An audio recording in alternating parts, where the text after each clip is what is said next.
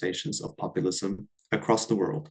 Following the successful conclusion of our Mapping European Populism panels, we have embarked on a journey to explore populism beyond the confines of Europe by expanding our panel series to encompass a global perspective, aptly titled Mapping Global Populism. Our objective is to construct a comprehensive understanding of populism worldwide, featuring monthly sessions. Today, we will have our 12th session of the Mapping Global Populism series. This session will examine populist authoritarianism in China, national and global perspectives. As a testament to our commitment to knowledge dissemination, we are going to write a panel report and share a video recording of this panel on our website and YouTube channel. These resources serve as invaluable references for scholars, policymakers, and a wider audience who are concerned about the contemporary challenges to global democracy posed by populist and authoritarian politics. In the ongoing journey of our panel series, we extend our gratitude to all of the scholars and experts who contribute their extensive insights. With this, we introduce our esteemed moderator and distinguished panelists for today's enlightening discussion. Today, our panel is going to be moderated by Dr. Rune Steenberg, an anthropologist researching the Xinjiang Uyghur Autonomous Region and the Uyghurs. He has conducted extensive fieldwork in Xinjiang, Central Asia, China, and Indonesia, and has published widely on topics ranging from kinship to cross-border trade, narratives, and mass incarceration. Dr. Rune Steenberg received his PhD from Freie Universität in Berlin in 2014 and is currently a researcher at the Palacký University, Olomouc. Since 2018, he has worked with as a Uyghur interpreter for asylum seekers, activists, journalists, and human rights organizations, and has participated in producing several documentary films on the tragedies in Xinjiang.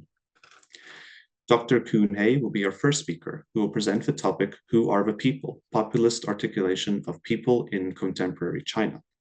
Dr. He is a postdoctoral researcher in the Computational Linguistic Group of the University of Groningen. His academic journey has been characterized by interdisciplinary approach, encompassing fields such as populism, humane AI, media and communication studies, and computational social science. Presently, his research mainly focuses on three areas: a PhD project on populist multimodal and multi-platform communication, particularly in the context of Chinese populism, a postdoctoral project on the exploration of humane AI, emphasizing human-AI interaction, AI ethics, and geopolitics of AI, and the study of visual disinformation. All his research activities are conducted within the framework of computational social science, applying computational methods to analyze extensive datasets. Presenting second is Dr. Martin Lavička, who will be discussing religion with Chinese characteristics, regulating religions under Xi Jinping. Dr. Lavička received his bachelor in Chinese and Japanese theology and a master's in international relations and a PhD in political science. He is assistant professor at the Department of Asian Studies at Palacký University, Olomouc, Czech Republic, teaching courses about modern Chinese history, Taiwan history, and Chinese politics. His research focused on the social legal aspects of China's ethnic policies, religious freedoms, and the rule of law. He is a visiting research fellow at the Center for East and Southeast Asian Studies in Lund University, Sweden, working on his two-year OPJAC MSCACZ project entitled Chinese Conceptualization of the Rule of Law, or CLAW for short, Challenges for the International Legal Order. Our third speaker is Dr. Ibrahim Ozturk, presenting Unveiling China's Global Populism, Sharp Power Politics along the Belt and Road Initiative. Dr. Ozturk is professor of economy and a visiting fellow at the University of Duisburg-Essen since 2017. He is studying developmental, institutional, and international economics. His research focuses on Japanese, Turkish, and Chinese economies, and currently he is working on emerging hybrid governance models and the rise of populism in emerging market economies. As part of that interest, he studies the institutional quality of China's modern Silk Road project and the Belt and Road Initiative, its governance model, and the implications for the global system. He also teaches courses on business and entrepreneurship in emerging market economies, such as BRIC and MINT countries. The panel's last presentation, entitled When Technology Meets Authoritarianism, the Expanding Reach of China's Authoritarian Influence, Shaping a New Illiberal Digital Order, will be delivered by Dr. Yongyun Chang, who is an assistant professor in the Asia-Pacific Regional Studies Program at National Donghua University in Taiwan. Her main research interest deals with China's discourse power in digital governance, regional integration in East Asia, and China's external relation, foreign policy, and politics and security of Indo-Pacific region. She has researched in the UK, Austria, Germany, and Taiwan, and has published in multiple journals, such as the Journal of Chinese Political Science, the European Journal of East Asian Studies, and Politics and Policy. Her recent publication is China Beyond China, Establishing a Digital Order of Chinese Characteristics, China's Growing Discursive Power and the Digital Silk Road. As a reminder, we do our Q&A session after the completion of the presentations, and our respective participants can write their questions in the chat box or by raising their virtual hand and posing their questions in person. You can find this button at the bottom of the screen. Now, I leave you with Dr. Rune Steenberg, who will present an overall view on populism in the covered countries and administer the panel. Thank you. Thank you very much, Christo, and thank you to the ECPS for inviting me to moderate this panel. I'm very happy to be here with so many esteemed scholars, and I really look forward to the discussion we're going to have and to the talks we're going to hear. I'm also very happy that this topic is being pursued by the ECPS. I think it's a very important, very timely topic, and especially the perspective of looking at it from a global lens, but also not with the focus on Europe or the United States, I think is something that is very, very welcome and important as a perspective. So to start out, I want to make a small disclaimer in the sense that I am not a scholar of authoritarianism. I'm not a scholar of populism. I'm an anthropologist who's been working on Central Asia, China, and most particularly the Xinjiang Uyghur Autonomous Region, also known as East Turkestan, since 2009. I've been working on kinship, on trade, economic anthropology, and of course, I've also seen the rise of both populism and authoritarianism in China and across the globe. So it's from this perspective that I pursue my introduction, and it's also from this perspective that I will offer my comments at the end, not necessarily as a specialist in this narrow field, but looking at it in a broader anthropological perspective and from a broader angle. So populist authoritarianism in China has been on the rise at least for 10 years, even though it's been written about as a mode for much longer than that and been predicted by scholars before that. It has often been connected to Xi Jinping's rise to power and his wolf warrior diplomacy, certain forms of propaganda either returning or appearing in China, and pride in China and Chineseness, more assertive policies, and of course also the competition with the United States, trade wars, mutual accusations of human rights abuse, at the same time also with inner repressions, rise in surveillance, limitations of civil rights, freedoms of expression, and a popular support that's often difficult to understand from a European or an American perspective, a popular support of imperial ambitions, as we could call it, in relation to Hong Kong, Tibet, Inner Mongolia, and also particularly Xinjiang, where I have been working for the last decade. There is one strain of analysis that approaches this change in policy, if we could call it so, from a Chinese history perspective. Deng Xiaoping's reform economy or economic reforms that started in the late 70s had the idea of hiding one's strength till one is strong enough to assert oneself on the global scene. And there is an argument to be made for this time having come. This is certainly what Xi Jinping and other leaders have been saying. Also, there is a reference in that connection to the century of humiliation of China having been colonized, having come out of the shadow of colonization and of post-colonization, and now returning as Andre Gunder Frank was writing already in the 70s and 80s, to the central scene of the world. In connection with this is also Chinese policies to go abroad. The BRI, Belt and Road Initiative, that we're going to hear more about today also, but also the connection and cooperation with African, South and Latin American countries, and framing China as an anti-colonial and a decolonial power, while at the same time, of course, gathering support and also popular support for its own colonial policies within the country, especially the areas that it had colonized during Qing and has been holding on to.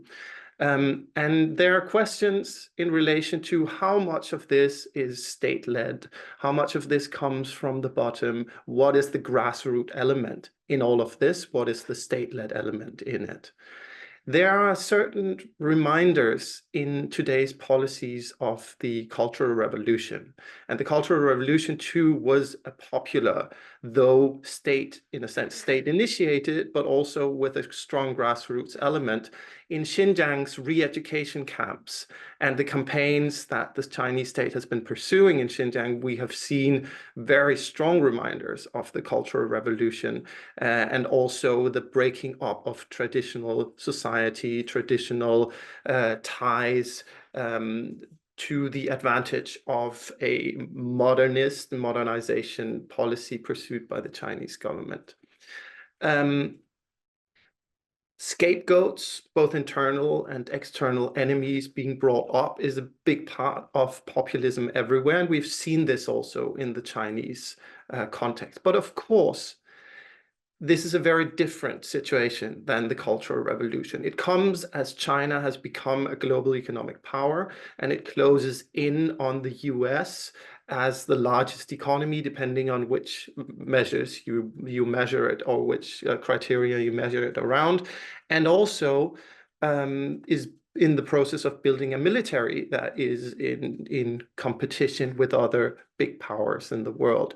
It also comes at a time of a shift in global economy and in China's role in the global economy, moving from workshop of the world and purely export-oriented, the cheap labor of the world for neoliberal globalization, to a economy that is more focused on its own markets, that is more focused on high-end value and so on and so forth. Made in China 2025 was the initial policy attempt to push in this direction, or the most popular one. But since AI, 5G, aerospace, semiconductors, and electrical vehicles like Build Your Dream, which is now one of the big global brands, also surveillance technology like Hikvision, which is being used all over the world, including currently in Israel and Palestine, space missions and so on, has put China in a very different and much more globally oriented position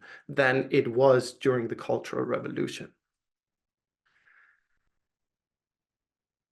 This is in part a development, of course, that can be connected to Deng Xiaoping's initial ideas, but it's also a development that has become necessary as the global economy has changed. And I think that the crisis, the global financial crisis of 2008 and 2009, has been very central in putting China on this path, or at least in triggering it. This I would love to hear the speaker's thoughts of as well.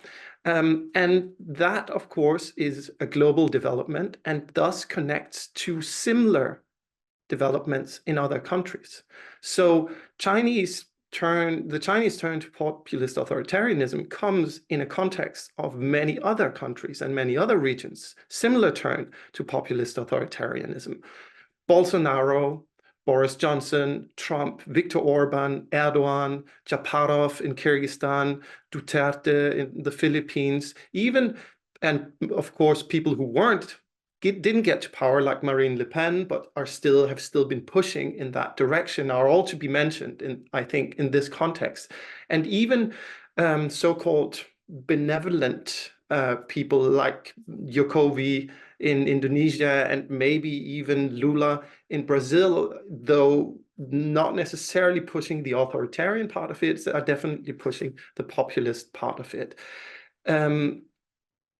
This comes along with hardening borders, refugee crisis in Europe, environmental crisis, exploding global inequalities, and the breakdown, which I think peaked in the global financial crisis, of the neoliberal world order. So with Yanis Varoufakis talking about cloud feudalism, even the classical scholar of neoliberalism, David Harvey, saying neoliberalism is coming to an end or might be over, rampant surveillance, breakout of conflicts all over the world, civil liberties and freedoms of speech generally under attack. And we're seeing this right now at US universities, cracking down on student protests against the killings in Gaza, the same in Germany, where I'm sitting, a lot of civil liberties and liberties of freedom of speech being limited. So we're seeing a global moment. And China takes part in that. How much comes from the inside? How much comes from the outside? How much comes from the state? How much is grassroots, but of course related to this breakdown of a certain global order that we've had?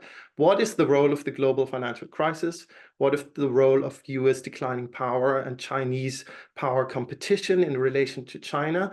And what is generally the role of this global move that also includes figures like Steve Bannon and other people that Naomi Klein in her recent book Doppelganger have named the mirror world, a world that is rising on the basis of populism and that is in support of authoritarianism and these scapegoatings. We will see the Chinese perspective of this, and we will look at it in a global context. And I really look forward to the talks. So this is my introduction so far, and I will now hand over to our first speaker. Dr. Kun He is a postdoctoral researcher at the computational linguistic group within the University of Groningen. And he is today going to be speaking to us about who are the people, populist articulation of the people in contemporary China. Please, Dr. Kun He, go ahead. Well, thank you for your introduction. Now I'm going to share my screen.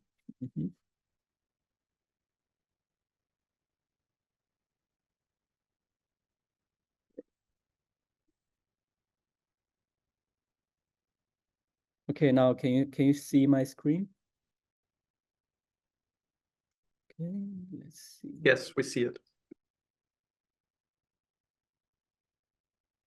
Okay. Yeah. So recently, thank you so much for your introduction. My name is Kun He. I'm a postdoc researcher focused on populism and also human-AI interaction under the frame of computational social science. Let's see. Okay. So today I'm going to first introduce the global rise of populism. Then I will talk about populism as a contested concept. The third part is about the tensions around the concept of the people. And the last part is populist articulation of the people in China. So now, well, recently we have observed the global rise of populism, the Party for Freedom in the Netherlands, led by Uyghurs, who surprisingly won 37 seats and led the largest party in the Dutch parliament. This outcome, unexpected as it was, is not unique in the global context. Consider the electoral success of Javier Milei in Argentina, and also the resurgence of Donald Trump in 2024.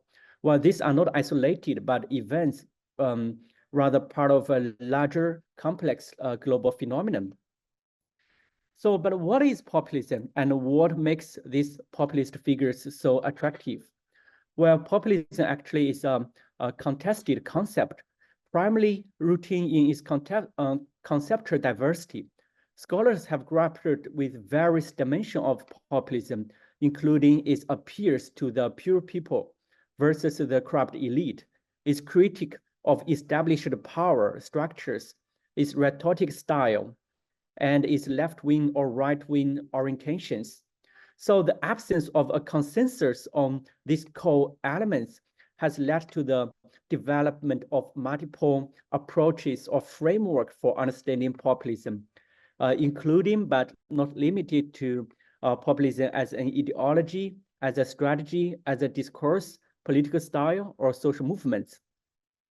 The second aspect underpinning the contested nature of populism lies in its chameleonic attributes, showing its ability to adapt and change its color or characters in different settings.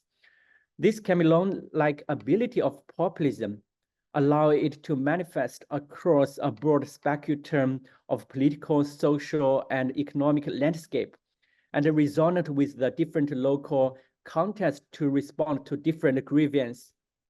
So in democratic context, this adaptability can be observed when populist parties or populist leaders serve as mediators, appearing in the name of the people against the elite and established power, who are seen as no longer representing the general will of the people.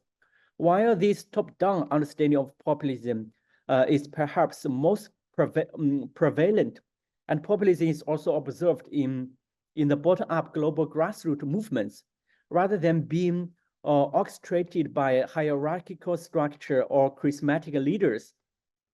Grassroots movements such as the global Occupy movements embrace a collective and bottom-up populism. So the slogan, "We are 99%, strongly anchors the populist, the people versus the elite appear. So to account for the conceptual diversity and ambiguity, so my research or many works on the minimal definition, proposing populism as an appeal to the people against the corrupt elite or the established ruling power. A further sign of its adaptability, populism changed its color when observed in China, where it's defined by online and bottom-up features. In China, populist dynamics are apparently when grassroots individuals shielded by the semi-anonymous feature of the internet and digital platforms. So they act as a united and collective entity of netizens. Together, they directly express their grievance and critiques against the perceived corrupt elite or established power. This form of populism is distinguished by its, sorry, wait for a moment. Sorry, could you please? Well, this form of populism is distinguished by its bottom-up approach, where the mobilization and articulation of dissent emerge originally from the populace. Furthermore, the semi-anonymous feature of the internet, to some extent, enable netizens to voice their discontent and opposition without fear of direct censorship. So moreover, unlike the top-down populist mobilization in democratic context, netizens' networked collective action in China is decentralized. So it relies on the spontaneous and collaborative of individuals united by common grievance and aspirations. And this decentralization allows individuals to disseminate contested information. So now let's move to the second, let's see, the third section, the tensions around the people. So before that, we can watch a video. It's about is part of Donald Trump's inaugural speech. Let's take a look. Today's ceremony, however, has very special meaning, because today we are not merely transferring power from one administration to another or from one party to another, but we are transferring power from Washington, D.C., and giving it back to you, the people.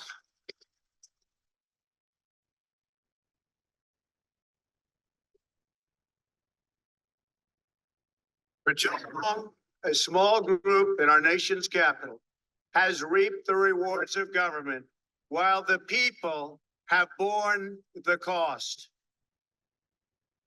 Washington flourished, but the people did not share in its wealth. Politicians prospered, but the jobs left and the factories closed. The establishment protected itself, but not the citizens of our country. Well, in his speech, the people have borne the cost. The people did not share the wealth, and the people lost their jobs. However, the Washington, D.C. as a small group in the country flourished and has been protected. So we can see that Trump's inaugural speech strongly echoes the theme that were centered to his campaign, a populist, anti-establishment, and an anti-elite message combined the promise to transfer the power back to the people. Trump tapped into a feeling that among many voters that the political system was broken and the Washington establishment was not serving the people. Thus, the key to define populism is the people.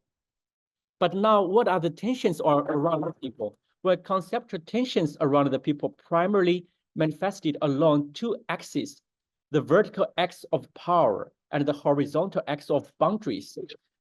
The discursive power of the people stems from the contradiction between those who are said to be in power in society and those who really are.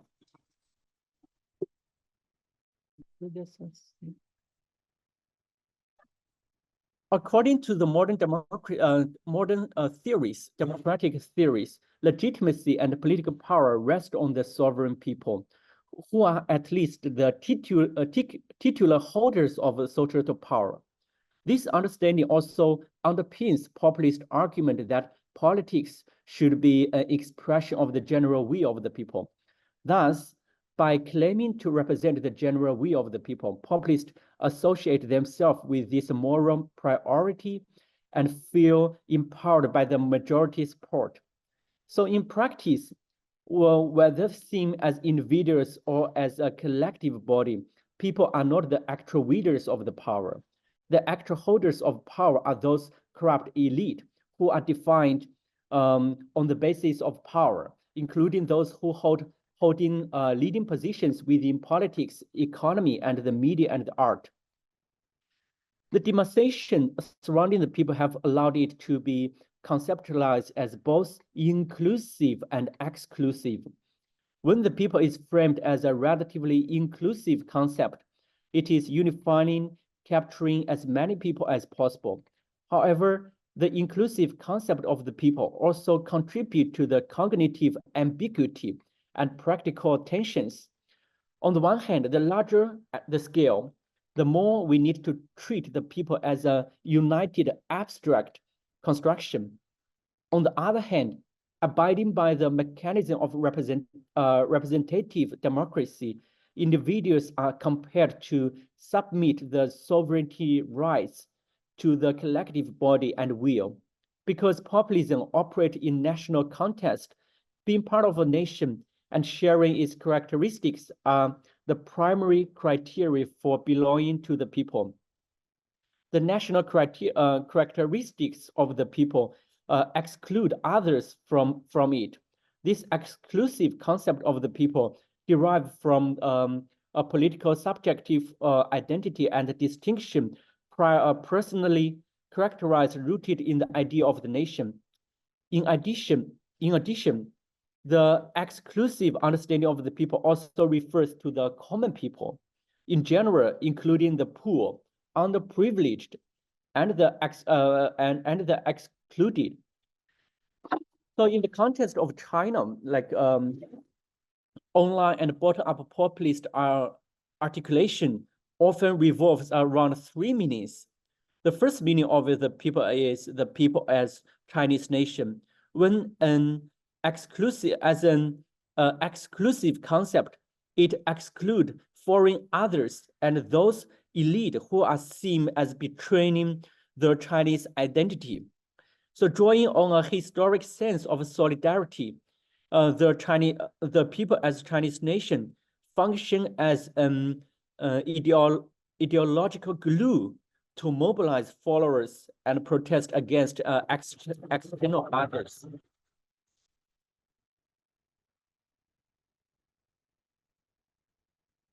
So the second meaning that of the people is the people as the mass.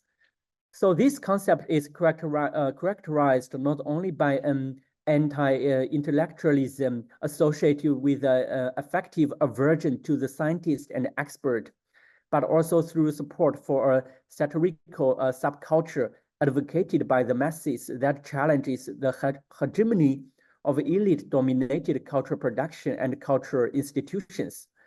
The people as the mass reveal the tension and dynamic between the masses and expert, and the mainstream culture and elite culture. So particularly highlighting the wisdom, identity, and value of the ordinary people in cultural production, while challenging the cultural and intellectual authority of the elite. Well, the third meaning of the people is the people as socially vulnerable groups. So socially vulnerable groups as the third category refers to those who occupy a subaltern position in terms of economic status and financial stability, who are powerless in policy making or policy formation. The concept of a socially vulnerable group is a dynamic grouping because vulnerability arising out of the political marginalization can change over time. The affordance of networked platform provide relatively autonomous and anonymous space for members to express the grievance and discontent to those in power. And on the other hand, this online opening previous unavailable channels for right preserving. And these online right preserving activities can sway public opinion and trigger emotional outburst. And in doing so, they can increase ideological segregation and between socially vulnerable groups and the elite group. So my conclusion that by disentangling the meanings attached to the people, the categories that emerge reflect the changing ways in which the elite people or the serve others relationships are imaged in Chinese populist discourse. And the affordance availed by the network platforms provide a place for people to vent their voice. And third, in the Chinese context, the relationship between the people and the elite are in a dynamic correlation. The elite are included and excluded in the concept of the people in different historic periods. So that's all of my presentation. Thank you for listening. Yep.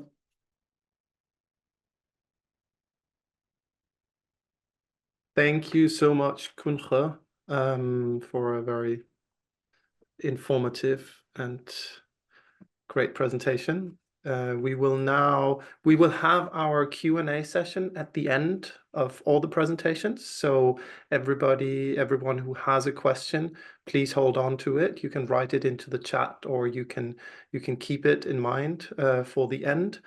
So now we will move on to our second speaker, Dr. Martin Lavička from Lund University. Visiting research fellow for this at the Center of East and Southeast Asian Studies at Lund University, and a former colleague of mine from Palacký University, Olomouc. Martin is going to present on religion with Chinese characteristics, regulating religions under Xi Jinping. Please go ahead, take it away. Okay, thank you very much. I'll just share my screen.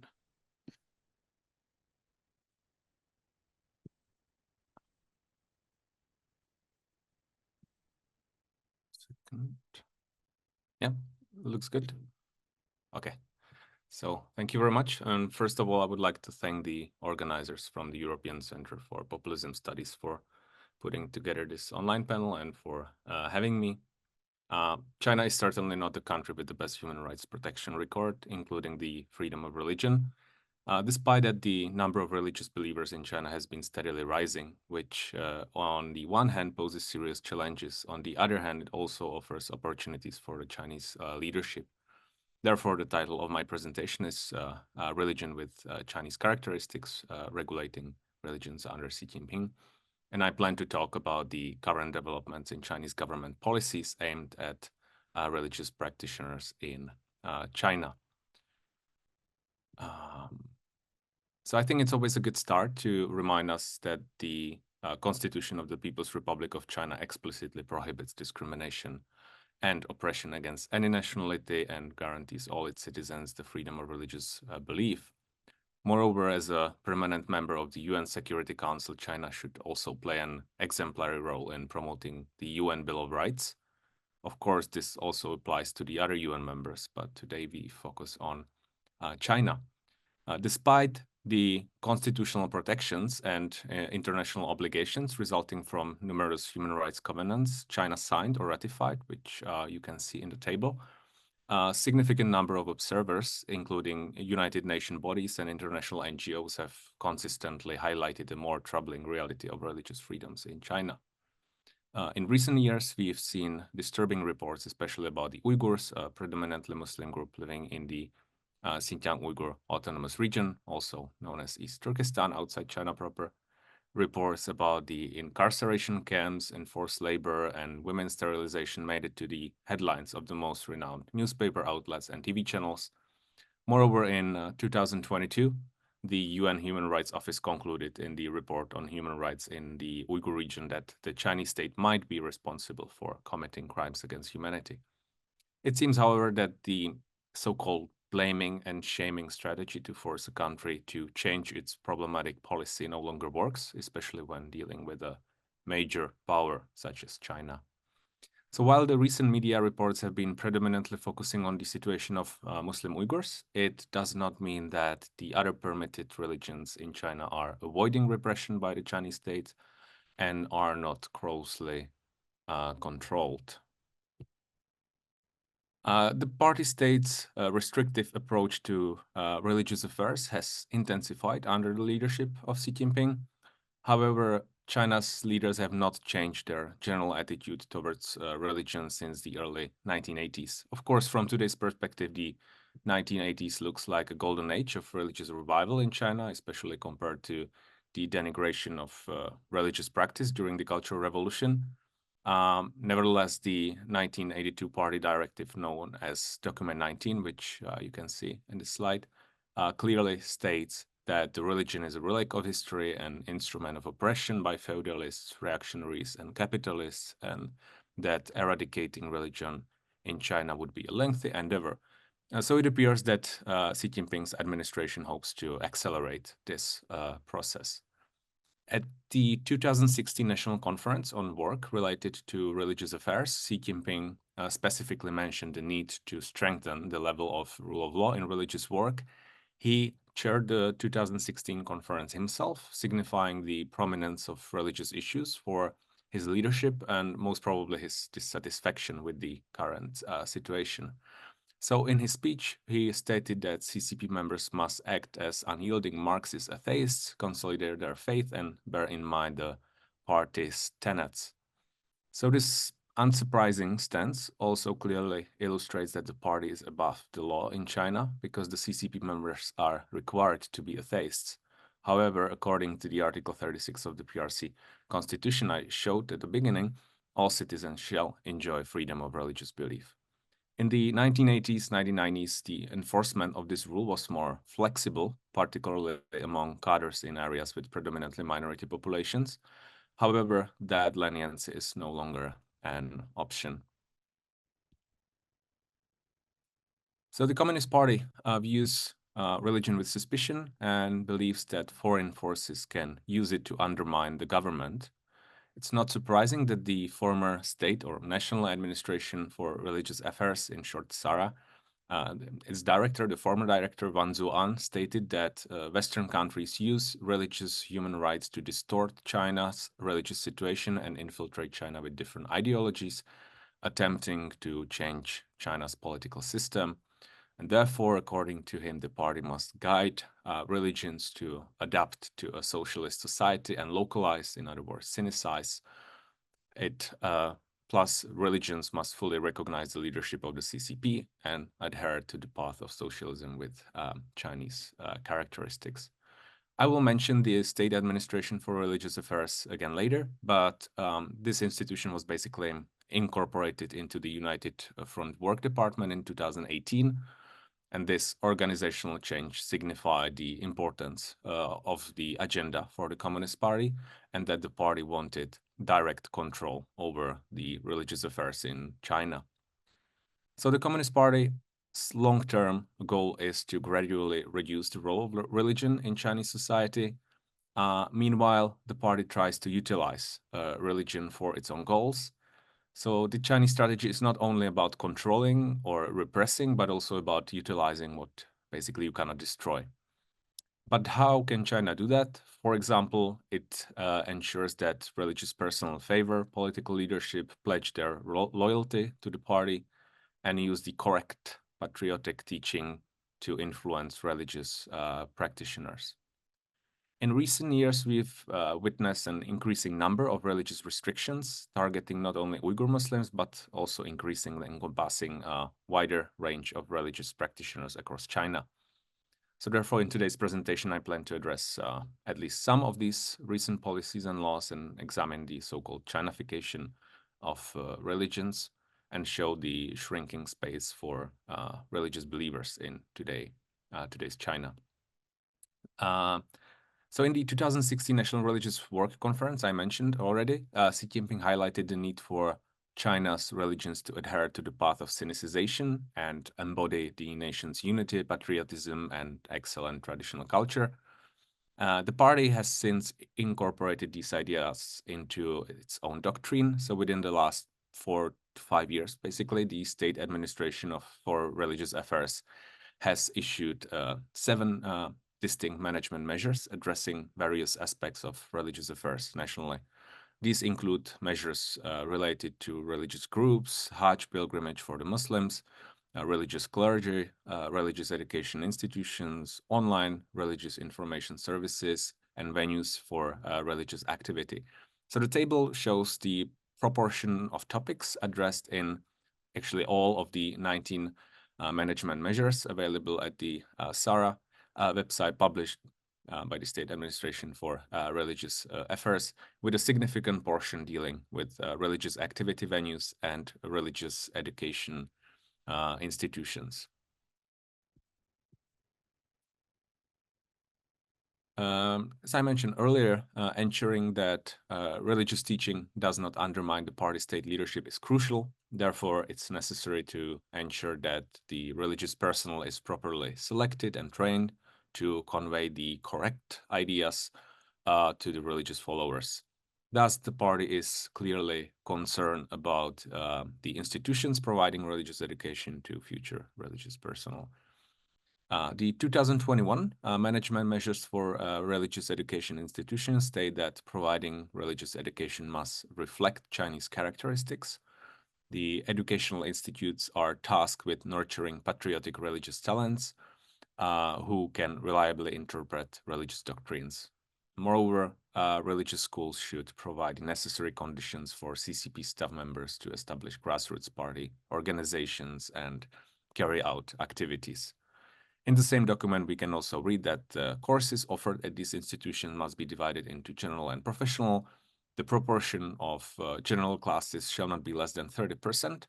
And in terms of content, these courses should include lectures on ideological and political theory, as well as Chinese culture and society, with the goal of in-depth study of Xi Jinping thought on socialism with Chinese characteristics for the new era and socialist core values. The Chinese government is not only concerned about the content of religious teachings or religious personal loyalty. Over the last few years, it has also started to focus on the so-called foreign influences that materialize, for example, in dresses or head coverings of Muslim women, or in the architectural features of religious venues.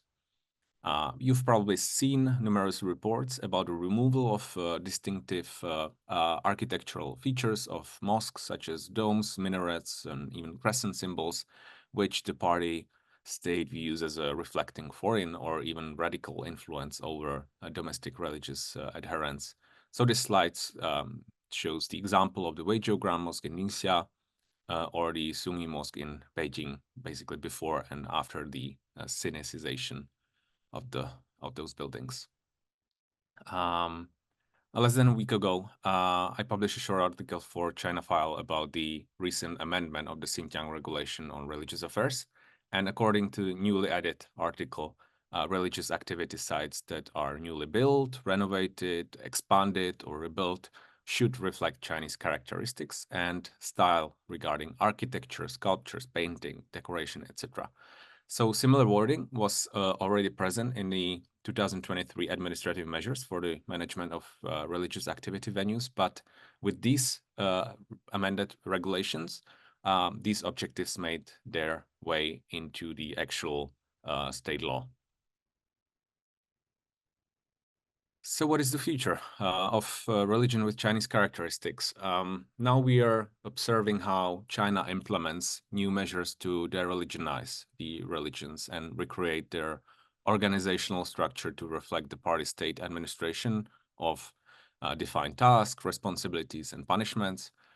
Moreover, it infuses them with non-religious elements such as the above-mentioned education on Xi Jinping thought and socialism with Chinese characteristics for the new era, socialist core values, and so on. However, the main goal of these changes is to protect the dominance of the CCP's ideology and prevent any challenges to its control, both internally and from external influences. To illustrate the reality, imagine that you decide to study Buddhism, but you end up having more than 1/3 of your curriculum dealing with socialist core values and Xi Jinping thought. Moreover, all of the study materials, activities, and even your teachers will be carefully selected and closely monitored by the agency of the Communist Party of China. To demonstrate further bizarre, like how bizarre some regulations can be, here's another example from the 2008 State Agency for Religious Affairs Management Measures dealing with the so-called reincarnated living Buddha. It basically states that, among other things, that the temple management organization or the local Buddhist association where the reincarnated living Buddha is registered shall submit a reincarnation application to the Religious Affairs Department. So the idea of a reincarnated Buddha having to go through the application procedure and wait for the approval of the State Agency of Religious Affairs is nothing but tragicomic. So we see in China today that the party state seeks to utilize religions for its own purposes, aiming to influence a substantial segment of China's population that might otherwise acknowledge the presence of an authority that's higher than the Communist Party of China. Just think about the numbers. According to the official Chinese sources, there are about 200 million religious believers in the country, probably much more, while CCP membership is approximately 92 million. So here I will end my presentation with a picture of what artificial intelligence thinks about religion in China. Thank you for your time.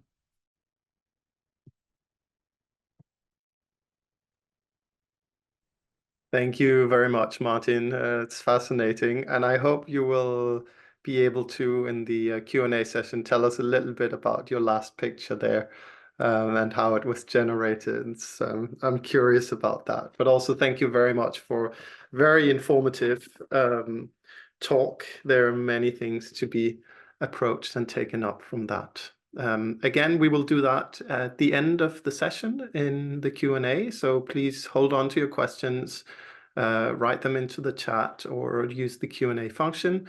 In the meantime, we will move on to our third speaker, Dr. Ibrahim Ozturk, Professor of Economy and Visiting Fellow at the University of Duisburg-Essen. Dr. Ozturk is going to be presenting a talk entitled Unveiling China's Global Populism, Sharp Power Politics Along the Belt and Road Initiative. Please, Dr. Ozturk, take it away. Thank you very much. I apologize for my voice because of sharp temperature fluctuations in Germany. I am a little bit sick, but I'll try my best. So today I'm going to handle with a really challenging issue of linking Chinese way of populism with Belt and Road Initiative and also with sharp power politics. So my presentation consists of three sections. First, I spent some part of my time on some theoretical issues, how to legitimize talking about populism in such an authoritarian regime. In the second session, I'm going to talk about Belt and Road Initiative within the given context of populism, transnational populism indeed, and finally discuss sharp power politics, use of sharp power politics along the Belt and Road Initiative. So from my viewpoint, if we are talking about populism, then we are talking about improving the representation of people, improving their democratic status and improving their well-being. So if there is no way of changing political power through fair or non-fair election system, we cannot talk about populism. In that regard, at least we should have electoral or competitive populism. But in China, as far as I know, we cannot talk about changing power from Communist Party into anything else. Therefore, it is in conventional sense, it is not easy to talk about a Chinese populism. But this is not part of my discussion today. I will try to do something because I'm going to discuss Belt and Road Initiative, which is a transnational project. In order to handle with that issue, we have to change the dimension and border of populism from nation state into a global arena. So therefore, we have to define a transnational populism rather than dealing populism at a nation state as a unit of analysis. So when we replace citizen and establishment elite with transnational populism, then it means that it might bring us different results in terms of understanding currently rising multipolar world. In a transnational populist approach, rather than citizen at the nation state, we replace it with transnational people. And also we replace elite at nation level with transnational elite, which are conceived as small and illegitimate powerful groups.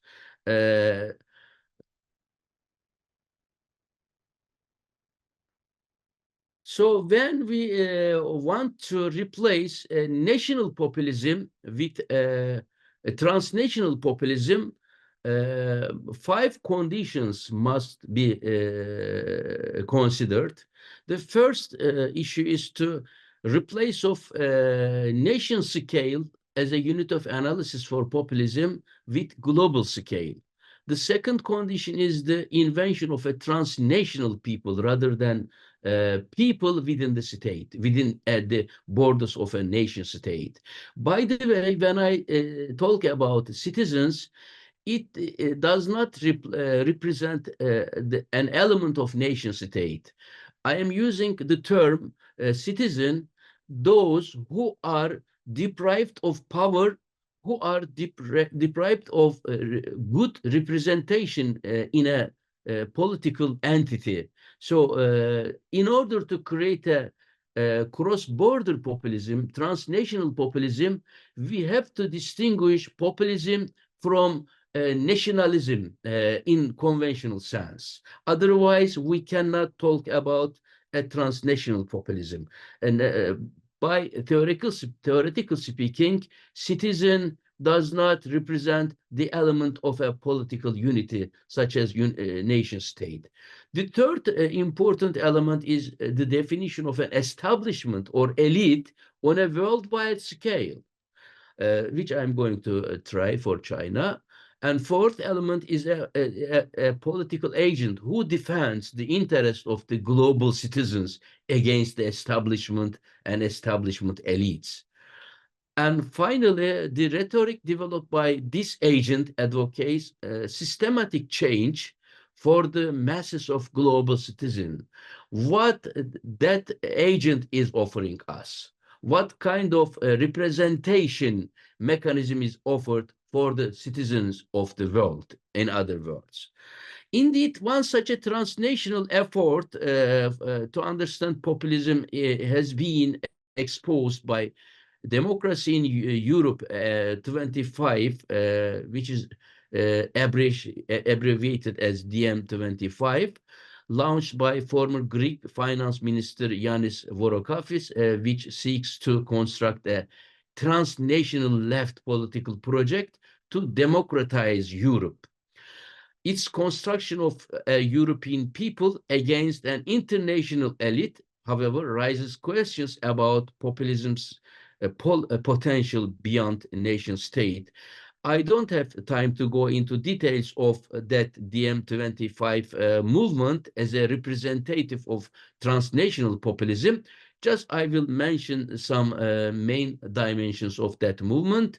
So DM's criticism of the elite are mainly aimed at the European and even global elite consisting of supranational institutions, transnational corporations, and a range of national governments that deny their citizens sovereignty and collaborate with state institutions and corporations.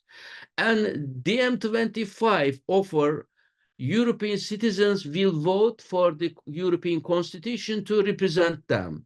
So with many restrictions, with many dimensions open to discussion, at least in case of DM's transnational populism, there is a concrete offer. Citizens are European citizens without referring to their national identity, and those European citizens will participate in Europe-wide elections to vote for European Constitution who represent them at Europe, rather than authorizing some bureaucrats or organizations to represent them without being elected. In this movement, there is an election for European Constitution, and those elected people will represent this European citizen. So, but in case of China, so we have to define who are the citizens. Of course, when we look at the issue from the Belt and Road Initiative perspective, now we are dealing with a global scale. Therefore, rather than a national citizen, a citizen, notion of citizen at national scale, we are looking at global citizens. Also, who are the global scapegoats? Let me say, who are the global elites? Who are to blame within the concept of Chinese approach? And what are the mechanisms to represent those global citizens to improve their well-being, their representation quality? In China, so let me start with more directly with Chinese perspective. So let's start with the definition of global elite or global establishment from a Chinese point of view. Yes, China utilizing a critical language against Western civilization most of the time. It blames Western imperialism. It blames global capitalists, mainly American and European capitalists. And also it blames multinational companies as global elite and global scapegoats. Not only those elements of global economy, but also China brings selective criticism of the so-called Western multilateral organizations and calls for reforming those institutions, such as the IMF, World Bank, World Trade Organization, World Health Organization, of course, United Nations. But these are criticized by China in terms of improving the capacity of Chinese representation in those institutions, rather than making them really global organizations, rather than making them really global institutions. That is why I am using the term China using a selective criticism of global institutions. So, however, there is a principal agent problem here. So I am using the term principal agent here in the sense that, on the one hand, China is a part of this global economy. China is part of those global institutions, organizations. On the one hand, China is being represented in those institutions, and China is getting benefit from the established global economy. But on the other hand, China criticizes that global economy and its institutions, which has brought Chinese current economic success. So there is, who is China is blaming? Itself or somebody else? It is not clear. Chinese blaming of global scapegoats, global elites is not clear, and it is a contradictory. That is why there is a principal agent problem there. A second issue is to invent, of course, global people. Who are the global people, citizens that China is talking in favor of them to represent their interest, etc. So here again, we have to create a transnational people. But populist rhetoric requires a mechanism of representation. What is the mechanism that is going to represent global people? What is that mechanism? Indeed, China is an authoritarian state advocating authoritarian development, trajectory. China refrains from acknowledging any national regimes globally. It does not prioritize democracy, human rights domestically, and in its international engagements. China lacks an agenda to champion the interest, representation, and voice of the masses against elites in any countries. Its diplomacy operates on a state-to-state basis rather than being pro-people, pro-centric at anywhere. Therefore, when you establish your global diplomacy along the Belt and Road Initiative from state to state, excluding any grassroots movements, excluding any social movements from the scene, you cannot advocate citizens there. China is directly says that Chinese approach to nation states are independent of their regime. Whatever they are doing inside, it doesn't make any sense for a Chinese approach. In that regard, my understanding of Chinese populism is that China is using pragmatism and opportunism rather than any established terminology of populism. In conventional sense, we cannot argue that Chinese approach to the world can be explained in the context of a transnational populism or a global populism, if we want to stick to the rising literature of populism, indeed. So just let me stop at this level saying that first, Chinese criticism of global elites, Chinese criticism of global scapegoats are not clear, as China is part of that establishment and benefiting from that one. Second, Chinese invention of global citizen is completely irrelevant because Chinese approach is directly from state to state, independent of their political system. And but still, China asserts that China has such a worldview, respecting sovereignty and equality, respect for international affairs and the type of regime.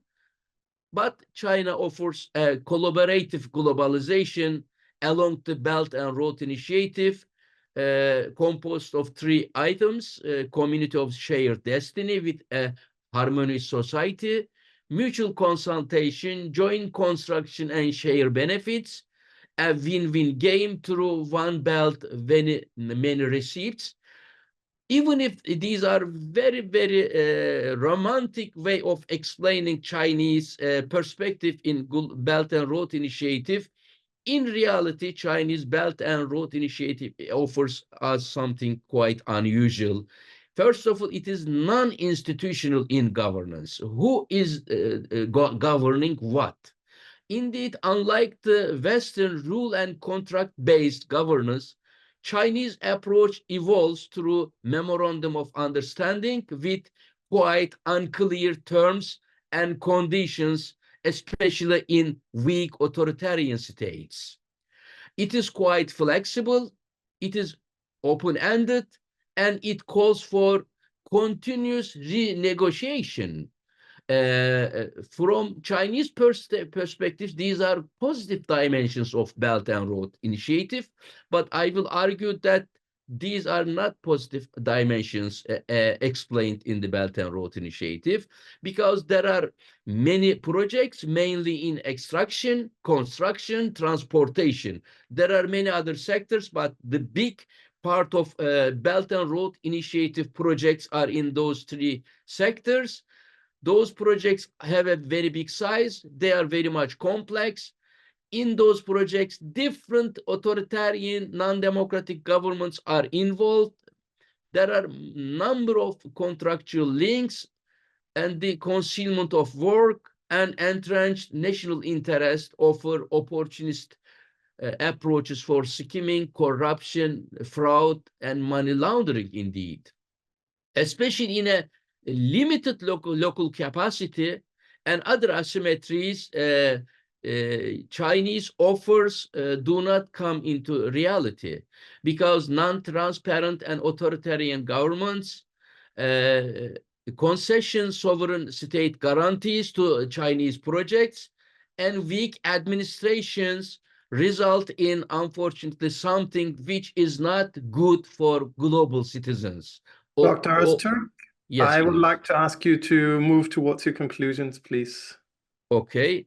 So Chinese Belt and Road Initiative, with its non-institutional governance structure, with its terms and conditions between asymmetric states, results in debt trap diplomacy, transfer of strategic national assets to China, and Beijing-controlled institutions, sometimes military expansions in many countries. Chinese, in order to create influence in those countries along the Belt and Road Initiative countries, China uses also sharp power politics. Chinese use of politics is not soft power, in the sense that those policies are orchestrated by an authoritarian regime. They are exercised in a manipulative, coercive, and often covert way, and geared toward infiltration and disinformation to manipulate society through Chinese diplomatic missions, through the United Front, organized in many countries as a long-arm Chinese Communist Party, and Chinese student associations and scholarship associations in many countries to silent university, democratic society, media in many countries. So my conclusion is that in order to counterbalance Chinese sharp power politics and improve the outcomes in Belt and Road Initiative, Chinese use of populist rhetoric, which is not correct indeed, should be rejected. In order to reject all those things and improve the outcomes, democratic countries need to work together to raise awareness within their entire societies, avoid economic over-reliance on China, formulate plans to fight disinformation and malign manipulation in media, and reaffirm democratic values and enhance their soft power efforts at home and abroad, similar to any democratic countries. That is the end of my presentation. Sorry for keeping it a little bit longer. Thank you very much, Dr. Ozturk, for a very interesting presentation, also for pointing to the connection between populism and election, or different types of people representation, and the distinction between transnational globalism or global populism and nationalist populism as a global phenomenon. So I think there's plenty of topics to take up in the discussion round. But first we have our fourth and last presentation of today. It will be presented by Dr. Yongyong Chang, Assistant Professor in Asian Pacific Regional Studies at the National Donghua University, Hualien, Taiwan. Dr. Yongyong Chang's presentation is entitled "The Expanding Reach of China's Authoritarian Influence, Shaping a New Illiberal Digital Order." Please go ahead. The floor is yours. Thank you, moderators, and also thank you. Let me try to share my screen right now. So just want to make sure if everybody can see the screen in full size. Okay, great. So first of all, thank you very much for the organizer, ECPS, and also for the moderator. My name is Yongyong Chang, coming from Taiwan, now lecturing in National Donghua University. So I'm very happy and pleasure to be here to attend this panel. So today I'm going to talk about probably not in that very direct directions for the populism, but I'm trying to asking when technology meets authoritarianism, and trying to explore, trying to share with you the expanding reach of China's authoritarian influence. Is it really shaping a new liberal or illiberal digital order? So just to give you the outlines of my talk today or presentations, first I'm trying to give it in a broader sense to looking at the world order or the current debate on the world order before talking about this emergent digital order, and then move to on China as a main influential factors or actor. Then I'm trying to looking at one small case of Huawei's safe cities. Then I will finish with my reflections and also conclusion, hopefully in time. So basically, on the very beginning, I think to looking at a very broader sense of the world order, it's the world order refers to the existing liberal world order is under crisis, and I'm trying to summarize or to make it a bit simple. Apologize for this. That there might be two group of scholars discussions in the literature. That the current world order is under crisis, but for the first group of people, this crisis actually temporary. So they're expecting that it still continue with this established liberal order, and in order to facilitate this kind of liberal order, the rule of the United States plays a very important imperative role. The second group of people holds quite different opinion that, well, the world order is actually not temporary under crisis, already undergone a long-term shift or the social system crisis. So it's irretrievable. It's not going back to this main dominant liberal world orders. Instead, it's going to be some kind of a new multiplex world, as Archaya trying to propose. And in that kind of context, the rule of emerging powers, China and India, play a very important influential role. So of course, the main concern is how about the future of the world order, and how about the rule of China? So China playing a very decisive role in the sense, not just having the capability, economically, even military, but also China has this willingness in a sense to reshape or to involve this world order in a sense that right now is not satisfied with the world order. It's unfair, unreasonable. So I think we should also myself asking how China can be a game changer of the world order, and to narrow it down for today's talk or presentation, looking at the digital sphere or digital order, which I think is a bit different, although it should be also embedded within the broader sense of the world order, but it's a bit different in a sense that the digital order is relatively fragmented and still under construction. So I think this is therefore very crucial to take a look on how China can play a role in shaping this emerging digital order. So when it comes to, of course, the contagious emerging digital order, the main concern or the main topic or the consideration is, for instance, all those technology advancement, development in applying to the digital world or sphere are they going to be utilized in a way that advance the free and open societies, or it should, or it somehow might contribute to the strengthening autocratic or authoritarian regimes? So there are mainly two discourses going on when it comes to what kind of digital order should be defined. So on the left-hand side, you could see this is based on a lot of the liberal order. That liberal digital order champions this democratic values of freedom, transparency, individual autonomy in this digital sphere, stress a lot about the free flow of the information, and also those technology development will ultimately lead to the greater freedom and also lead to the democracy. So digital democracy as a term, but on the other kind of style of governance in the digital sphere, which is being termed as a digital autocracy or digital authoritarianism, trying to define that is the use of the high-tech innovations by authoritarian government or regime in a sense to manipulate information and to control population in a sense for the sake of advancing political objective, for instance, region stability or survival.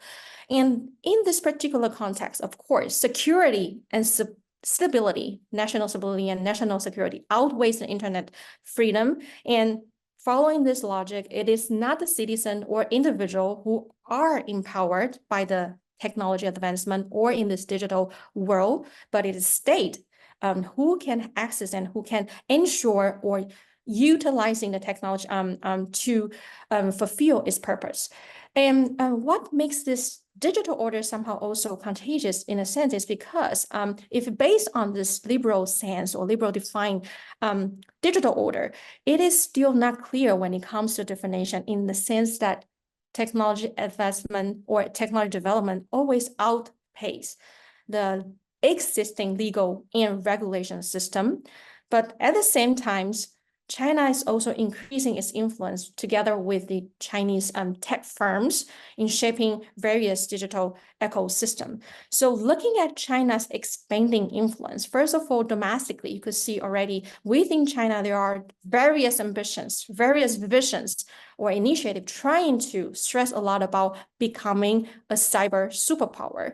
So in 2014, Cyberspace Administrations of China also trying to was established and trying to, of course, the responsibility for this cyberspace administration is to implement and also formulate the cyberspace policy in a sense also to regulate, to control, to censor the internet space. And it's also not surprising that in 2015, under the banner of the Belt and Road Initiative, the Digital Silk Road was proposed and emphasized as one of the flagship of the BRI. The key thrust, of course, to building digital infrastructure along this route together with the BRI participating countries, but also to internationalize Chinese technology firms' competitiveness in the global market. The most importantly, I think it's also China's efforts to go from the standard takers to the standards makers or even the norms maker. As I showed it here, 2018, China's Standards 2035 was proposed in a sense to empower enterprises or tech firms to work together with China's nation states in this process of international standardizations. 2019, standardizations administrations of China also making it very clear for the policy objective is to establish a platform along this DSR route to work together with the BRI participant countries to establish a platform to integrate and also to establish this international standardized mainly led by China. So that shows somehow some kind of Chinese approach in the digital governance. That is digital technology, as I mentioned, that is not definitely only for a driver of economic development, but it could be also a tool for preserving stability, even extending political control. But in order to realize all these efforts, endeavors, and also objectives, there is one very important points to mention is the critical role played by Chinese tech firms. So Chinese tech firms, I think you can all names in your head that Baidu, Alibaba, Tencent, Xiaomi, and also Huawei, for instance. And for Chinese government, it's also very clear to cooperate Chinese technology firms together to work and shape and form this digital order or digital governance. So Central Cyberspace Affairs Commissions also make it very clear and straightforward that they were striving for increasing tech giants' global market share, and also to realize to spread the Chinese standards around the world, as well as increase the influence on discourse and legal norms. So that somehow shows this very complex public and private relations that Chinese and tech firms or company are or has been co-opted by the central government, that the lines between companies' quest for commercial advantage and states' pursuit of strategic objects has been blurred.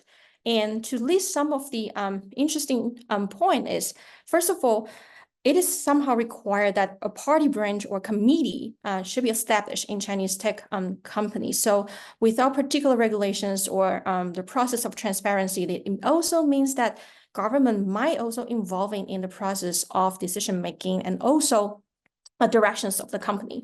And linkage to the CCP and also PLA, for instance, some of the founder with its background that is had a close tie with the CCP, and also some companies, tech companies, receive financial support from the central government and engage in a defense-related research or development. So it's no longer simply for technology innovations or business profit. It can also be used for military modernization. And one of the other relatively debatable or aroused a lot of attention is in 2017, this national intelligence law that somehow codified the obligations of those entities based in China to work together with Chinese government in terms of sharing or working together to gather the intelligence information. So if we're looking at moving to this empirical examinations of the Huawei Safe City project, the reason to talk about this is, of course, its increasing expansion since its introduction in 2014. It has been growing until 2019. It was probably around 73 cities already agreeing or signing the MOU together with the Huawei that is spreading around the world. But according to the CSIS report, that if you're looking at all those 73 countries or cities, they somehow participating in those safe city projects. There are some three very interesting characteristics that there are, most of them, a high percentage of them, they are non-liberal politically, and they are located in Asia or African continent, and also feature economically with lower middle income level. So that somehow shows some kind of authoritarian influence or leverage from China might be strengthened in those kind of a context. So what is the Safe City project, which is mainly led by Huawei? It is called by Huawei on the website, it's a Safe City Solutions, the solution that can help governments to reduce crime rates, prevent and respond to crisis more effectively, to ensure there will be safer environment for all. So from this image, it's just trying to give you an idea how Huawei trying to promote the idea of the Safe City project. So this Safe City product, which is mainly the technology product by Huawei, is the so-called the Intelligence Operation Center.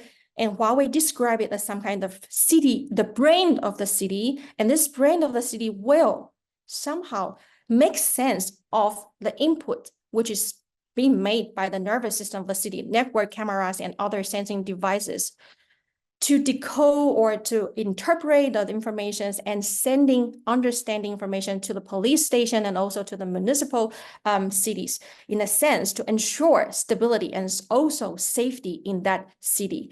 So if we narrow it down to looking at this, of course, the rationale is relatively simple. There is a demand to solve the urgent public problems, and China or Chinese tech firms, they are able to provide the solutions. But the problem, of course, I'm trying to ask why China particularly. There are also other countries, there are also other enterprises can provide. I think one of the very important point is this idea of enhancing state capacity and also legibility that China trying to promote discursively around the world. So state capacity, the ability of state leaders to use the agencies of the state to get people in the society to do what they want them to do. And this kind of state capacity depends a lot on legibility. And legibility refers to the breadth and depth of the state's knowledge about its citizens and their activities, in a sense, to realize effective and centralized governance. So I think those are the core concepts discursively promoted by Chinese tech firms together with China's government, that increasing some kind of incentive for the recipient countries to adopt the Chinese approach when it comes to digital governance.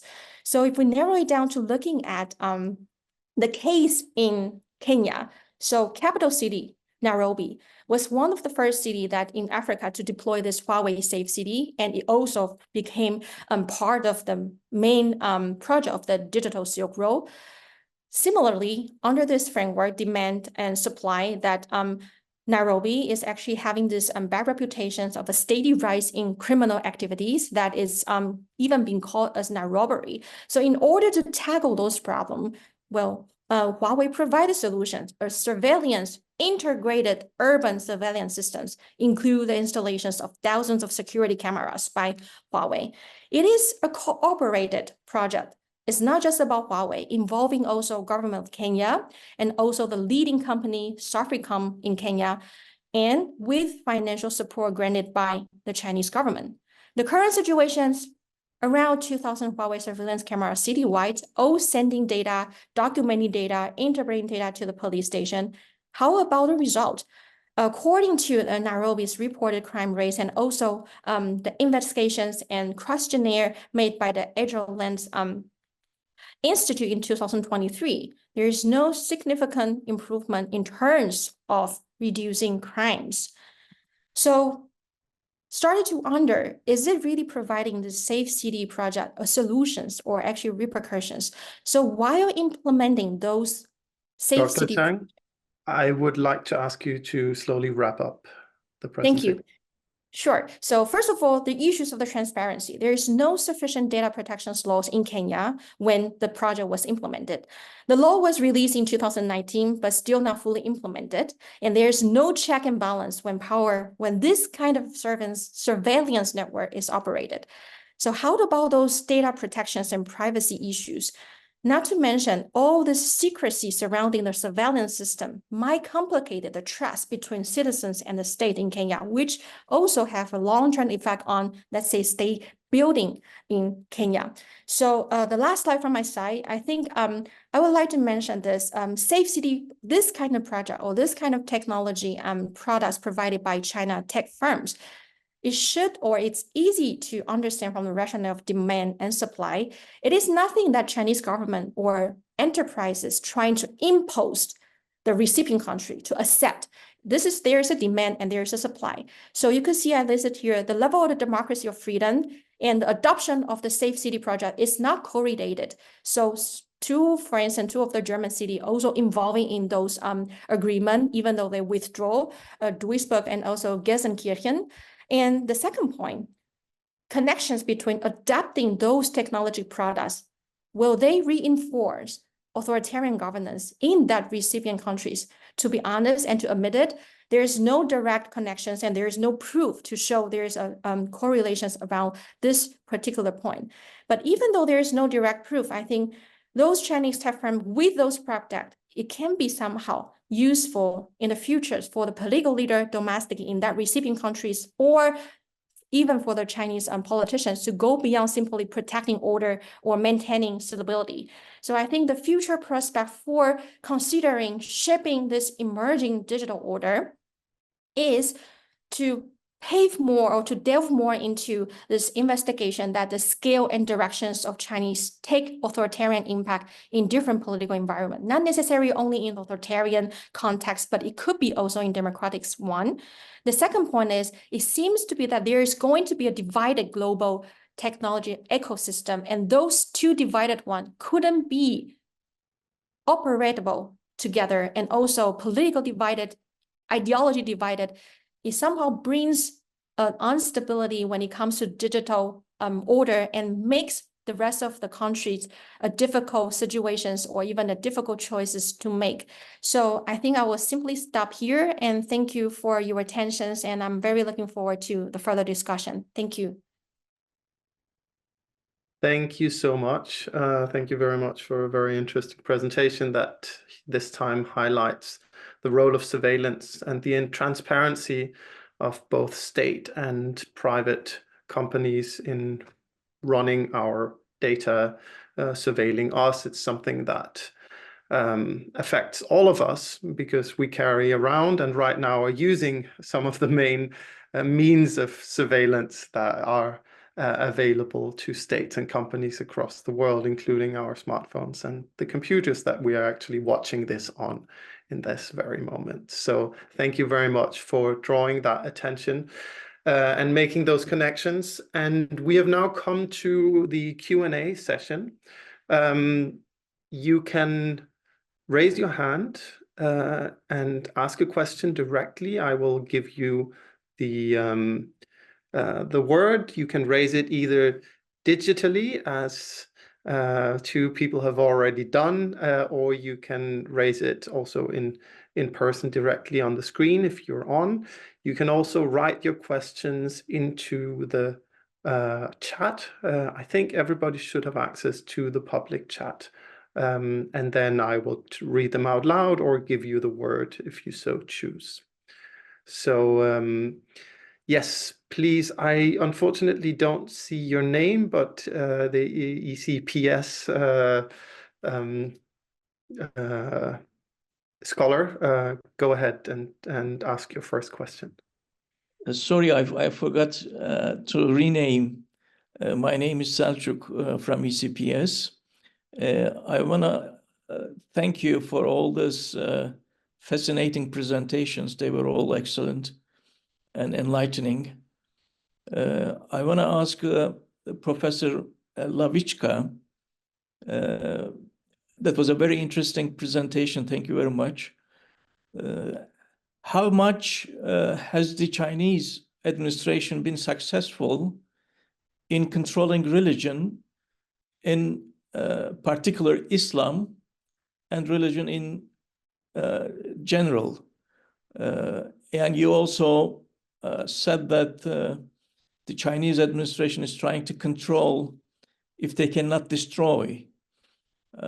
So how has it been, or how can you rate them in terms of their success in wiping out religion from the public life?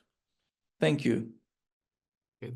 Thank you for the question. I think it's quite difficult to say. I mean, you would have to be in a field, which is quite impossible, at least in certain regions.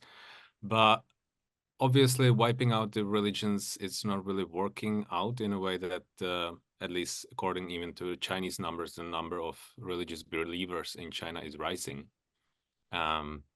So it's not working this way. Let's ban it, let's destroy it. So that's why I mentioned that the strategy is probably the better strategy for the Chinese government is to control it, and control it by different administration measures that they're issuing. Also the specific regulations I mentioned, for example, for the Xinjiang region.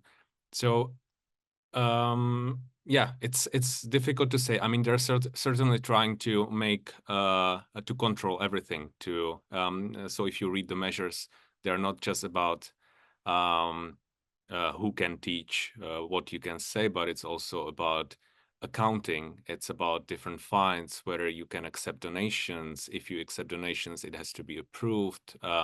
So it's basically like control of all aspects of the religious life. In terms of, you asked about the Muslims, of course, there is the special regulation about the Hajj pilgrimage, which is strictly controlled, and it's basically group organized. So yeah, they're not successful in terms of I guess, eliminating religion from people's minds, but I think they're more and more successful in managing religion as it was a, I don't know, party state run organization. But yeah, I think Rune might also know quite a lot about it because he has more experience from the field than I do. Yeah, that's my answer. Thanks a lot. Kunha, did you have a question as well you wanted to ask?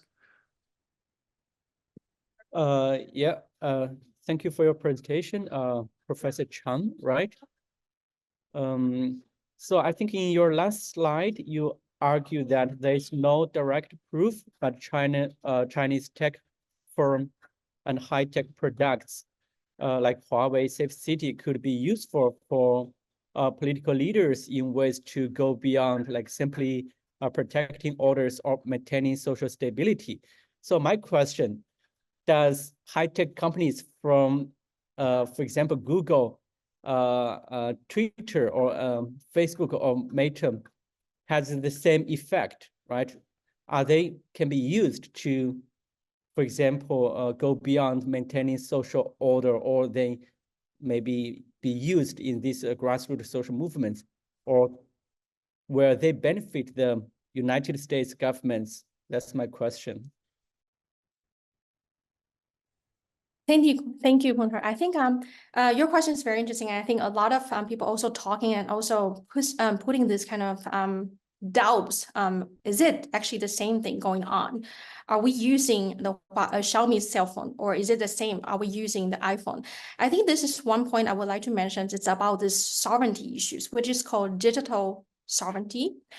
In the sense that digital sovereignty previously, when it comes to digital space, there is this two different main approaches.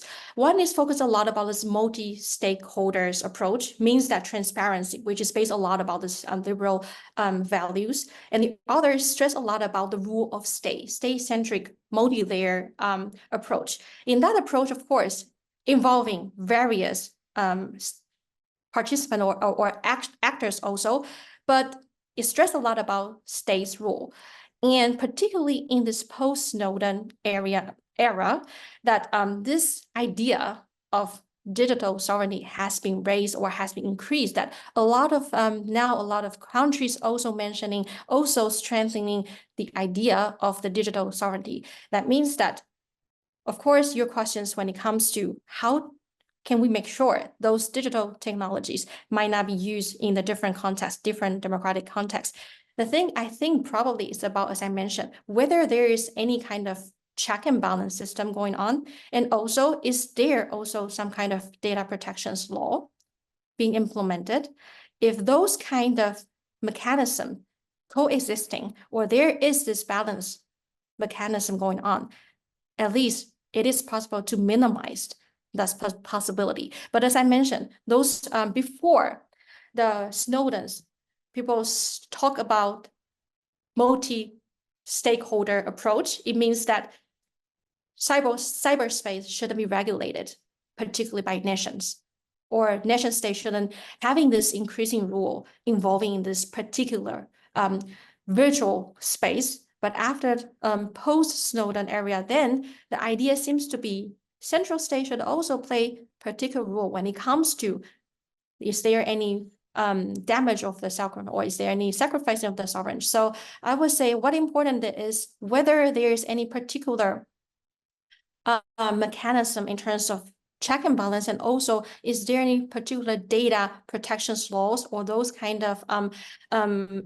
ways or tools in way to balance and to check whether the data or whether the private informations might be further forwarded to another different geopolitical or geostatic use. So that is my very simple answer, but I hope somehow it can satisfy. Yeah, actually, thank you for your response. Well, as you mentioned, there's no data protection laws in these Africa countries, but at the same time, like for example, this Facebook, Twitter, or Meta and Google, they are also operating in these countries. So I mean, the overall the situation is the same, right? So it's not only about like Huawei, it's also about the operating of these like high-tech companies from Western countries. I think what Huawei did or what China did is like providing maybe a different future to the I mean a different path to the future, which is different from high-tech or products provided by like United States. So I mean that's to some extent it's good, but also at the same time how to like how to regard this, where it be only a challenge or some also has some benefit, right? Because right now there are always like reported scandal or has proved like scandal about this surveillance from these high-tech companies, right? But only because China like provided these high-tech companies, I mean, that's at least not fair. Even though there is, at least there is China provided alternative ways, might be alternative choice for other, like for example, Africa countries. That's my opinion. Wow. No, I understand that. Just a very brief response on just one sentence. Probably, I think it's also make a sense that is why when it comes to the United States and China competitions or even the great power rivalry, people talking about it's not just about the trade war. It's actually more about the technology in this field. And why it is particularly important is because technology in a sense has this increasing return. So ones who had occupy this very ahead or the first positions, it make it very difficult for the second or for the rest of to catch it up. And I think when Chinese having different kind of initiatives like a Made in China 2025 and also those standard, as I mentioned, like 2035, Chinese government very actively involving giving subsidies and also cooperating, as I mentioned, co-opted with the enterprises. And I think that makes also how to make this competitions fair and how that is also one of the starting point. And then the very major concerns, how to compete fairly in a sense, also in those countries that they are still lacking and they are looking for whereas they're vulnerable in a sense when China's promoting those discursive in terms of state capacity and also legibility. So that's my response. Thank you. Thank you so much for this engaging discussion. I think it's a very important question to ask, and it's part of this panel also to ask how does China fit into the global order, both from the perspective of authoritarianism, rising authoritarianism, also from the perspective of populism, and of course related to that very much the perspective of surveillance and the abuse of digital technologies that we have seen rampantly over the last decade or two. And of course, yeah, you mentioned Snowden. There are many other examples that we have seen this. I just posted a link in the notes that I would like to recommend because it shows a cooperation of surveillance technology between China and one of the close Western allies, which is the state of Israel. This is not about Huawei, it's about Hikvision, but it's Darren Byler's article in the Made in China journal on this cooperation, which on both sides, as we have seen, have been participant in massive human rights violations and atrocities in Xinjiang on the one side and in Palestine on the other, of course. So we have another question by Bulent. I don't know if you want to unmute yourself and ask a question yourself. If not, I will read it out loud. Please go on. Thank you. Okay. So Bulent writes, thank you for the insightful presentations and engaging discussions. My question is for Dr. Kunche. How does the concept of the people in contemporary China differ from its historical usage in the country? How has the exclusionary articulation of the people evolved under the current political context? And how does it resonate with or diverge from other populist authoritarian movements worldwide? Thank you. And so the question is about the historical development and depth, and also about comparative global perspective. Well, thank you for your question. That's a really good question. I think the concept of the people, as I mentioned, always revolving around three meanings: the nation, the sovereign people, and also the normal people. So in the context of China, like there's a really long time of history like the people only refers to the agrarian or the farmers, those from the grassroots. They excluded the elite. I think particularly during the before the opening up or before the Cultural Revolution, the elite, cultural elite are excluded in this concept of the people. And right now that I think like from 2011 to 2016, and during this period, the people or the netizens discussed online mainly refers to socially vulnerable groups. So there is a lot of articulation of socially vulnerable groups. They portray themselves as socially vulnerable groups to against the political elite or the established power. But after that, right now, like from 2016 to currently, the people discussed online mostly we can see the rise of nationalism. So in this sense, the people refers to, or people appears in the name of the Chinese nation. I think this is also resonant with the global context, with rise of nationalism after like since after 2016, and also because of the trade war between the China and also the United States. So in this sense, that there is a rising voice in the name of the Chinese nation against the foreign others. So I think that's the general development of this the concept of the people in history, and how it diverged from the other populist authoritarian movements worldwide. I think in general, actually, we can see there is a rise of nationalism since the 2016, and mostly, for example, the rise of the populist party in the Netherlands, the Party for Freedom. So they appears in the name of the Dutch people. In this sense, it also refers to the national people. So I mean, in general, that this rise of nationalism resonant greatly with populist like national people. Well, I hope this addressed your question. Yeah. Thank you very much. Thanks a lot. At this moment, I don't see any other questions. Anybody else who wants to unmute themselves and ask a question or comment? Yeah, I do have a question for Martin, and your research mainly focused on religion, and you addressed the religion's policy development over the years, which is nice. I'm wondering, have you ever think about how to relate like a religion study with populism studies, because like this religion or religion populism is also widely discussed in the Western context. For example, the rise of the Party of Freedom in the Dutch in the Netherlands. So it against like Muslim or the Islam, right? So I'm thinking about, have you ever think about like, for example, how to do this kind of research in the context of China? Thank you. Well, there are so many things. I wish I could do.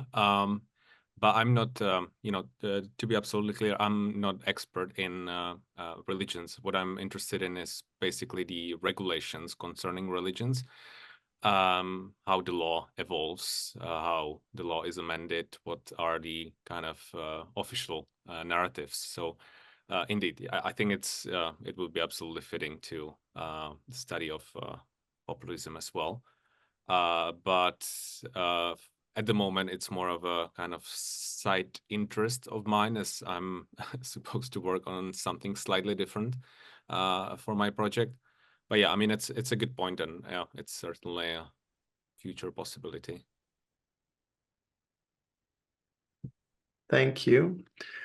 I would like to follow up with a question also for Martin, actually, because I was wondering what this restriction of religions, particularly of Islam, or and controlling it and sort of bringing it in under a state umbrella, how that has been reacted to in Muslim majority states with which China is working closely together and trying to exert a lot of influence, and maybe also in South America, where there's a very strong Catholic focus, if there has been any kind of reaction or backlash, or how China manages that balance.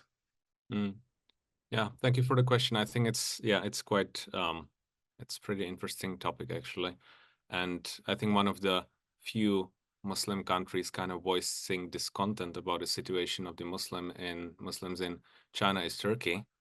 But the other countries, if you look at the various UN documents, there were UN documents criticizing China for breaching the basic human rights or for the situation in Xinjiang. And a few weeks later, China would come up with similar documents with signatures of more countries, a lot of them being from the Middle East, actually praising China how greatly it's fighting terrorism and extremism.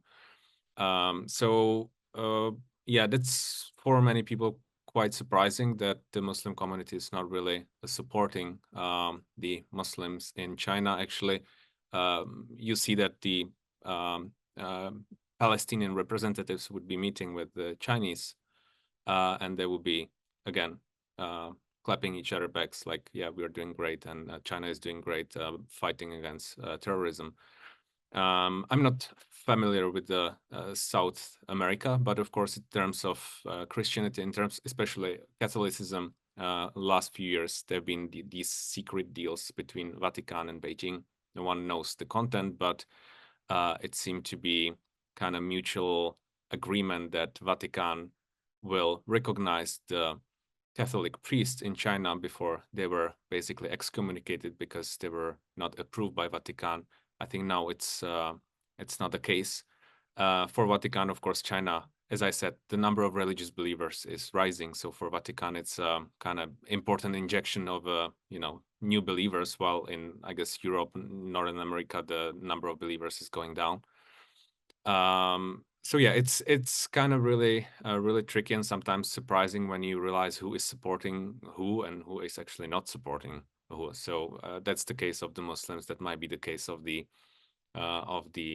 Catholic Church in China. Although still, I mean, Vatican is the only European country, if you can call it country, that recognizes Taiwan and has its embassy in Taiwan, and Taiwan has its embassy in Vatican. But still, Vatican knows that there are millions or tens of millions of Christians in China, and that it has a potential. So they're also making some secret dealings with PRC.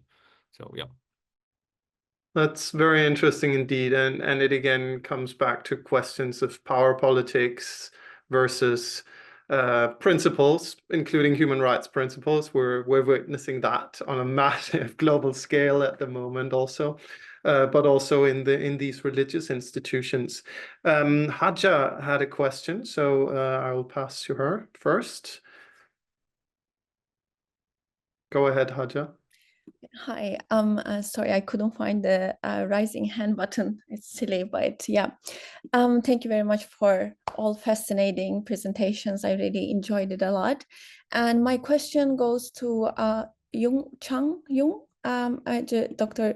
Chang, sorry. It's fascinating. I really enjoyed it a lot. So just briefly, I just want to say that, like, it seems that smart city is not just the battleground for economic and technological competition between the companies, right? So, but it's also kind of battleground for competition between political and social systems, as long as I understand correctly, and the geostrategic competition. So do you think more likely in the future there's a new developments emerge of different kind of a different type of smart cities within different definition of what the smart cities as a model? Yeah, that's my question.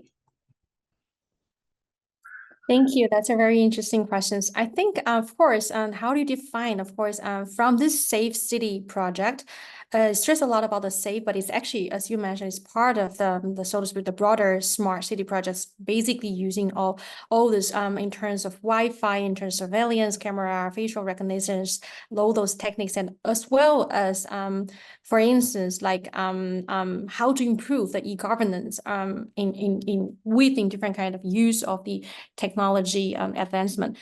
I think what is missing, or of course, how to improve in these directions, and it's not just China or Huawei or those Chinese tech firms trying to define or trying to somehow modeling what smart cities should be. I think it should be, if this digital world is borderless as it should be, then it should somehow being contributed by a lot of different kind of stakeholders. And I think one of the important things from my perspective, only my personal humble opinions, it could be more somehow putting more kind of humanity into this digital world, in a sense, to define the smart cities.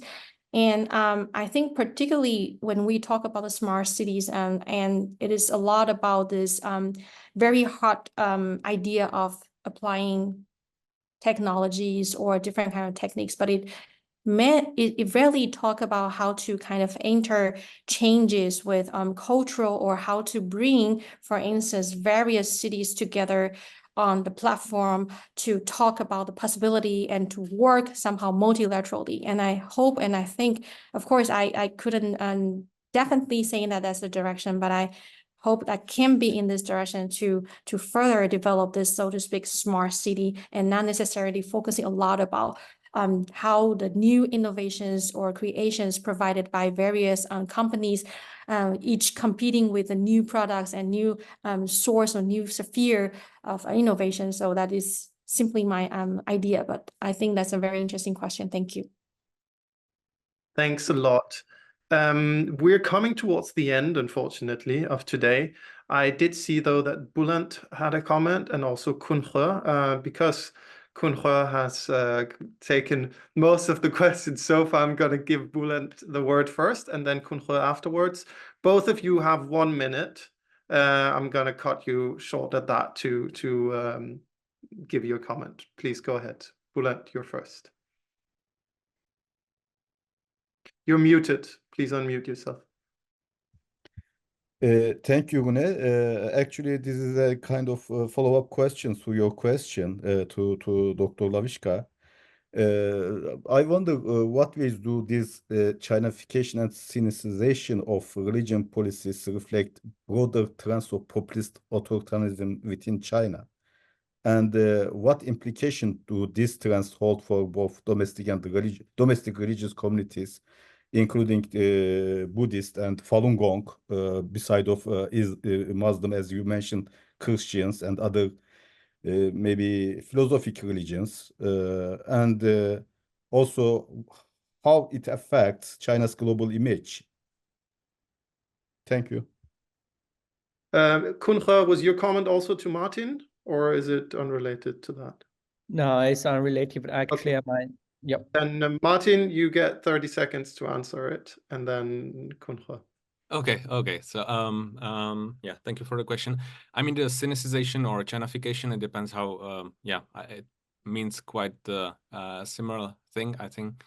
And it's about, as I mentioned, that the religion is becoming kind of de-religionized because it's infused by many things that are not connected to the religion. So why people studying Buddhism should learn about Jinping thought on this or that or socialist core values. So, of course, from the global perspective, it doesn't look good. That's why China's being criticized, that it doesn't actually follow its own constitution that provides freedom of religion for its people and so on. So indeed, I mean, it's a bad image, but China is nowadays strong enough. It's not the, just accepting what the other states think. It's, it's a strong country, powerful country that thinks that they can also change things as, what's human rights with Chinese characteristics, rule of law with Chinese characteristics, basically changing the kind of global understanding of these terms, so including religion. Thank you. Okay, great. Thank you. I also want to just mention that in relation to the Sinicization of especially Islam, Haja Gunul, who asked her question before, is an expert and just submitted and defended her PhD thesis on that very topic. So you can reach out to her also if you're particularly interested in this. Now, Kunha, you have a minute, not more, and then we will wrap up. Yeah, actually, my question goes to Professor Ozturk. I think he left just now. I'm not sure. But actually, I think during his presentation, he first mentioned that China is criticizing like a Western civilization, and also talking about the One Belt One Road as a depth-tried. So my question actually is like contradict in his presentation, that how can China on the one hand criticizing like Western civilization, and also on the other hand trying to collaborate with these countries in European countries, trying to like promote our like a One Belt One Road and collaborate with them. So actually, I think there is a contradiction in this. But I did like some research on One Belt One Road, mainly focus on how One Belt One Road discourse was metaphorically constructed. I found very interesting that in Chinese like a newspaper, we always regard it as a platform to collaborate, to negotiate. So that's why at the Chinese like One Belt One Road was previously used as strategy and changed to initiative. That's because strategy is a war metaphor. Well, for the government, they don't want to build a ideology of war or competition. So that's why the government changed to initiative to promote collaboration and with different stakeholders.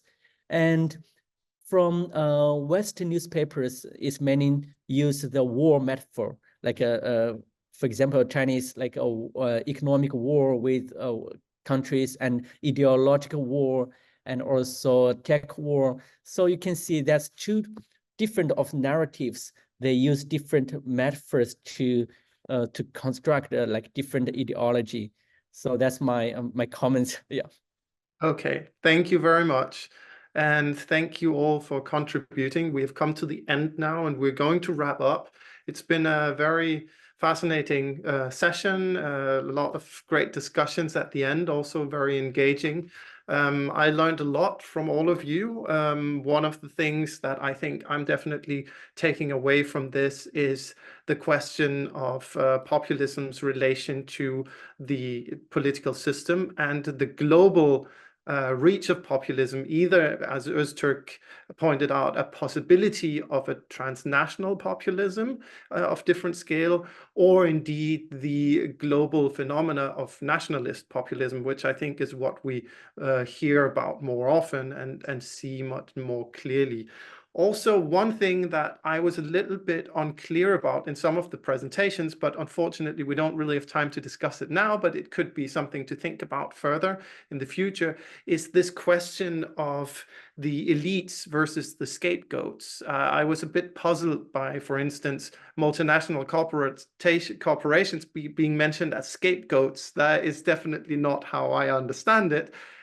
Or elites being mentioned as scapegoats. The scapegoats that I often see being pursued in populism are exactly the vulnerable groups. They are not the initiators of populism. They are basically the victims of populism, including some of the groups that we've talked about, the Uyghurs in Xinjiang, but also, for instance, in Turkey, the Alavites or the Kurdish, and in the United States, the Mexican immigrants and the Black population, and so on and so forth. So that's just something that I wanted to add that I felt was a bit unclear in the theoretical framework, and maybe that's something that can be followed up in a future session, maybe here at the ECPS, where you will continue to have your talks on global authoritarian populism, and also beyond that in our fora, where I'm sure we're going to see each other again and interact in the future.